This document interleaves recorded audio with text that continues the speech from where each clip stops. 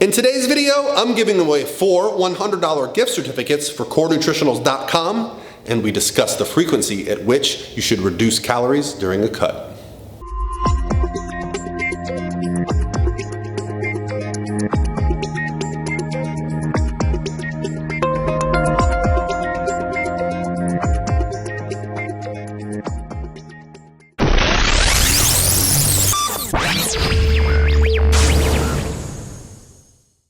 What's going on, guys? This is Paul Rebella from ProPhysique.com, and I'm back after being on vacation for a full week. And I went to the mountains of Colorado. I had a really great time with my family, did some skiing, and just enjoying being in a climate different than Florida for a change. And after a full week gone, I'm ready to get started. We're gonna do 5 videos in 5 days. I only uploaded 1 video last week, and that was a video I scheduled to upload before I left. So that was not a full week. But I'm really excited. I have a lot of things on my mind. And what I wanted to do was answer a few questions that didn't get answered off of Emily Hayden's post on Instagram. You see, we had like 160 replies to the question and answer that she posted. And we did a Q&A video series. We did 2 videos, one for me, one for her. Well, her video, she didn't like the way that the content came out, so we ended up just splitting my video into 2, and she used that. So what I would like to do is I'm going to take one question from Emily's post, and we're going to discuss that today. But first, before I get into that, I have some news. So as you see, I'm wearing my Core Nutritional swag, and that is for a reason. You see, last year, Doug Miller, the owner of Core Nutritionals, gave me a code to use. So if you buy any supplements from Core Nutritionals, you go to the website, CoreNutritionals.com, you put in the code PaulR20, you get 20% off of anything you buy. Well, I get a kickback from that. So Doug offered me the kickback, and I said, no, I don't want the kickback, I'm not interested in it, so I'm going to be giving that away to you. I'm going to be giving a bunch of things away to you and also to my clients. So for this purpose, for this YouTube video, the giveaway is going to be 4 $100 gift certificates for CoreNutritionals.com. So what do I want from you? The simple answer is nothing. All I would like from you is to give back to Core Nutritionals. You see, they do so much for me. I will be at the Arnold Classic at the Core Nutritionals booth this year, and I'm just a huge fan of everything that Doug Miller does and puts out. So let's let them know that you've been paying attention.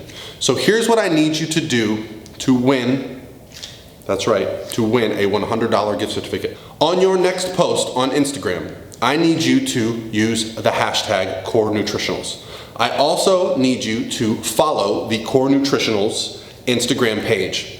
Then I need you to simply leave a comment below in this video's comment section that says, crush it. That's right, crush it. Just write crush it in there, okay? Write crush it in the comments. You can also put anything else in the post you want, ask comments, questions, whatever. So basically you gotta do 3 things. Follow the Core Nutritionals Instagram page. Your next Instagram post, whatever it is, you have to use the hashtag Core Nutritionals. Then you have to leave a comment in this section that simply says, crush it. From there, I'm just gonna randomly select one person from the YouTube comments, and I'm just gonna double check your account, make sure that you actually have followed the Core Nutritionals page and use the hashtag Core Nutritionals. So it might also help if you leave me your Instagram handle in the comments section along with the word crush it. For that, I'm going to give 4 people a $100 gift certificate for CoreNutritionals.com. Simple as that. Hopefully you guys appreciate it. I can't say how grateful I am to have so many high quality subscribers. I really enjoyed the feedback, the comment, the community that we're building in the comments section. I really enjoyed meeting so many of you at the LA Fit Expo. I can't wait to meet more of you at the Arnold and all of the other events that I attend this year. So that's just a thank you from me to you. Hopefully you enjoy it. So today we're in a little bit of a different situation. The weather here in Florida is really crazy. There's like 30-mile-an-hour winds going on. The garage is closed. Hopefully the echo isn't too bad. I do have a microphone that prevents a little bit of echo plugged in, but regardless, I am in a closed-in space. I'm in my garage gym, and anyway, so that's it. If it seems a little different in here, that's why. So let's go ahead and start with the question that I want to answer from Emily's post from a couple weeks ago. I really feel bad that we weren't able to answer all of the questions, so I may this week just pick off one at a time and continue to answer them. If you're not following Emily on Instagram, then you need to, Emily Hayden Fitness, and follow my Instagram as well. So the question that I saw that seems very basic to me, because I'm a coach and I do this all day long, but also seems like a very good question, comes from Cassie Nunez. She asks, how often should you be decreasing macros when you're cutting, and by how much? So how often should you be decreasing macros? A lot of this depends on your goal. What is your ultimate goal?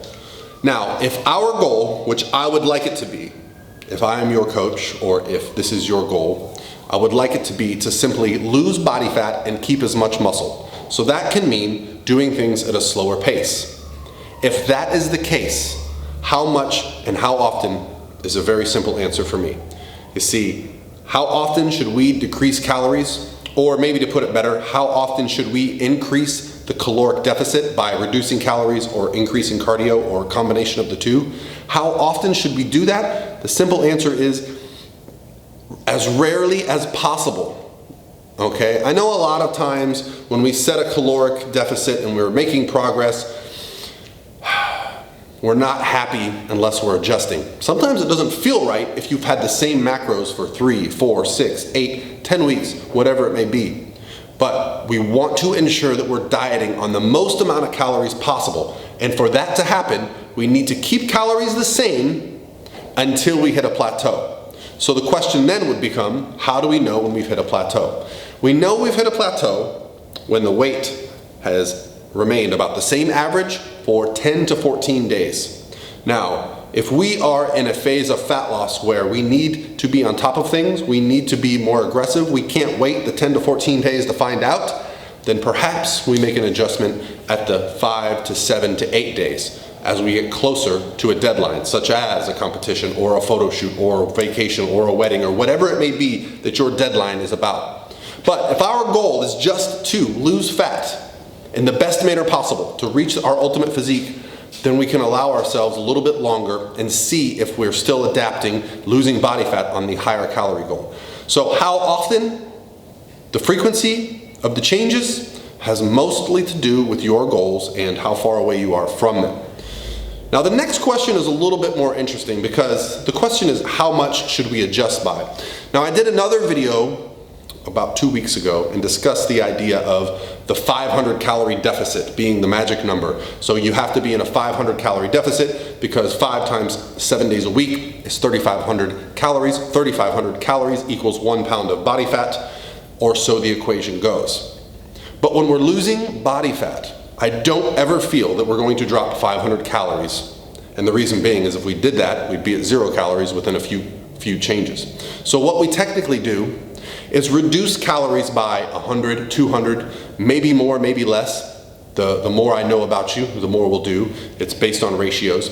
And what we do is we increase cardio a little bit, decrease calories a little bit, and what we tend to see is that we'll hit another plateau, and then we'll make these changes, and the threshold will allow us to continue to drop body weight. Even though we may have only dropped 50 to 100 calories, added a little bit of cardio, maybe 10, 20, 30 minutes a week total, you'll see that weight loss will begin to happen again, and it may happen for 2, 3, 4 weeks. Typically, what I like to see during a fat loss phase is I like to see us maintaining fat loss for at least 3 to 4 weeks before we plateau. Now, I've had situations where people have lost weight for 16, 18 weeks without having to adjust macros. I've also had situations where people have highly adaptive metabolisms.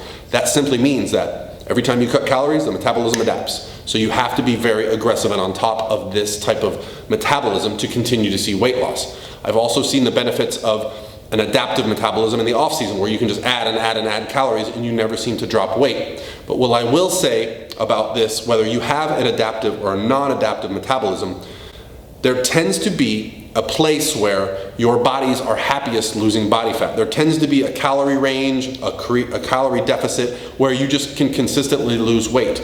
No matter how much you reverse diet in the off season, and no matter how low you get your calories during the season, with individuals there tends to be a range where your bodies are just happiest. They're just chugging along, they're able to lose fat, they're able to perform. And so what I like to see is us use the highest amount of calories, the least amount of cardio to get to our goal.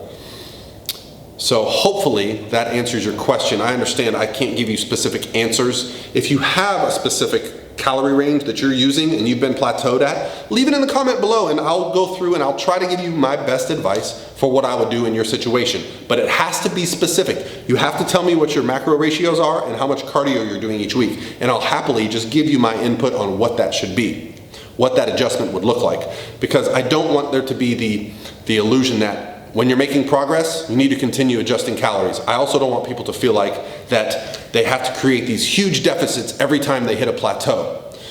If you do that, if you create a really large deficit early on in the process, you're gonna risk stalling more frequently, and you're also gonna risk hitting your basement a lot sooner, okay?